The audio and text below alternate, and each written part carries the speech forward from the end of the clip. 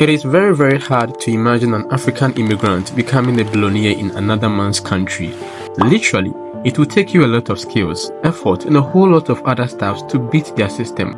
But for Mr. Adebayo Ogunlesi, his case was different.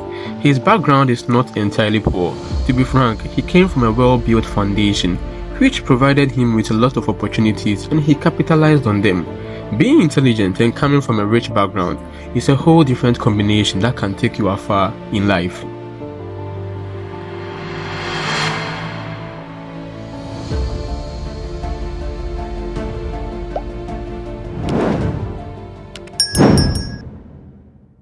The son of the first Nigerian-born professor of medicine, Mr. Theophilus Oladipo Ogunlesi, it's obvious he came from a family full of intellectuals, putting him on his toes to perform better, either to extend the family's legacy or maintain it, but not the other way around. Mr. Theophilus Ogunlesi moved to London in 1953 to improve on his medical qualifications obtained in Nigeria. While there, he qualified for a medical officer in Britain and was registered in England, thereby prolonging his stay. But he couldn't stay any longer and moved back to Nigeria, since he had already had a son the very same year he was to move to London. Of course, he has left a small family behind. Young Adebayo Ogunlesi was 10 years old when his dad returned from London in 1963. Adebayo Ogunlesi was born on November 20th, 1953 in Lagos, Nigeria. The same year his dad had moved out of the country to further his studies. But I don't know whether he was born in 1953 right after his dad had moved out or before he was to move out. From the look of things, you could clearly tell the family don't joke around with their educations. He had a rich educational background, obtaining various degrees from various prestigious universities, which paid out more. You see, one thing about becoming a billionaire, a millionaire, or even having a lot of money, all has to do with having a good foundation that has already been built. The top 10 richest people in the world came from a well-defined foundation. It is very rare to see someone pop up from nothing to instant billionaire. It happens, but it is rare. The process of moving from nothing to a billionaire status is a gradual thing that happens at this moment.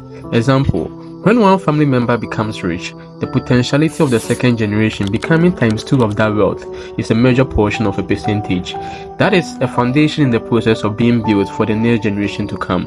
When this process continues, at a point in time in life, you might have a billionaire appear in your bloodline, which might not be in your lifetime too. For Mr. Adebayo, he had his foundation built by his dad, Mr. Theophilus Oladipo Ogunlesi. Sorry for branching off anyway. Mr. Adebayo Ogunlesi obtained his basic educations in Lagos, Nigeria, King's College. He received a BA with first-class honors in philosophy, politics, and economics from Oxford University in England. In 1979, Ogunlesi received a JD MBA from Harvard Law School and Harvard Business School. During his time at Harvard, he was on the Harvard Law Review. The Harvard Law Review is a student organization whose purpose is to publish a journal of legal scholarship and other stuff here. Before he ever had the idea of ever establishing a company, Mr. Ogunlesi had already spent 23 years at Credit Suisse First Boston, an investment bank with the headquarters located in New York at the time. He held on to several positions including Executive Vice Chairman and Chief Client Officer of the Investment Banking Division. From 2002 to 2004, he was also the head of the Global Investment Banking Division and a member of the Executive Board and Management Committee. Like, he was already killing it. Before this career, he had already been an attorney with the New York law firm of Karavat, Swin and Moore. He also served as a law clerk to the Honorable Thurgood Marshall, an Associate Justice of the State Supreme Court. Mr. Thurgood Marshall is one of the greatest lawyers to ever walk the face of the earth. He was very intelligent. He was the Supreme Court's first African-American justice. As an attorney, he fought for civil rights protection and was a prominent figure to end social segregation in American schools. He was not the kind of lawyer to mess around with. He had won 29 out of the 32 civil rights cases he argued before the Supreme Court. Historians will note this hour at the White House. In a Rose Garden ceremony, a 58-year-old great-grandson of a slave is nominated by President Johnson to be a Supreme Court justice.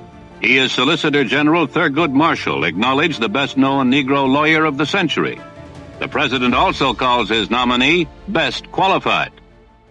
Coming back to Mr. Bayo, he had been a lecturer at Harvard and Yale Law School, and also Yale School of Management, where he taught courses on transnational investment projects. In July 2006, Mr. Ogunlesi started a private equity firm, Global Infrastructure Partners, an investment company that invests in almost everything profitable. It's a joint venture, which means its establishment has other founding members too. The company's initial investors were Credit Suisse, his previous company, and General Electric, with both coming together to commit approximately 9% of the $5.64 billion of the company's capital. The firm's first investment was announced on October 2006. It was a 50-50 joint venture between JIP and American International Group (AIG) to acquire London City Airport for an undisclosed amount. After holding on to the asset for almost a decade, the company decided to put it out for sales in February 2016 for a significant multiple of its acquisition price. The company made two additional notable airport investments: the October 2009 acquisition of Gatwick Airport, the second largest airport in the United Kingdom by passenger traffic, for €1.3 billion from British Airport Authority known as BAA, and the 2012 acquisition of Edinburgh Airport for €807 million. JIP has made a cross-section of investment in other resources of the transport sector, as well as the natural resources and power generation areas of the energy sector. The company aims to invest in almost everything that can make money.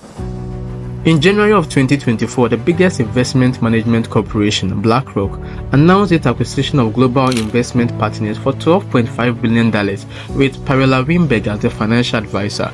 The deal is expected to be finalized in the third quarter of 2024, and it involves a payment of $3 billion in cash and approximately $12 million in shares. This deal pushes Mr. Adebayo Ogunlesi to a billionaire status. He is now worth $2.5 billion.